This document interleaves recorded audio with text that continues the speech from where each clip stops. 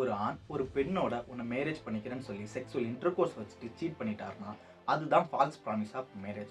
அதுக்காக அந்த ஆணையும் பனிஷ் பண்ணலாம். இதை பற்றி நம்மளே நிறைய வீடியோவில் சொல்லியிருக்கோம்.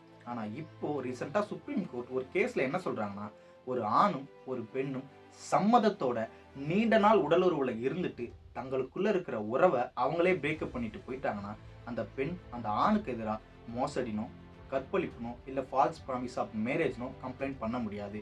அண்ட் இந்த கேஸை பொறுத்தவரை சுப்ரீம் கோர்ட் என்ன சொல்கிறாங்கன்னா, ஃபால்ஸ் ப்ராமிஸ் ஆஃப் மேரேஜை காட்டிலும் நீண்ட நாள் உடலுறவு தான் மேலோங்கி நிற்குதுன்னு சொல்லி அந்த பெண் அந்த ஆணுக்கு எதிராக தொடுத்த ரேப் கேஸையும் பாஸ் பண்ணிடுறாங்க.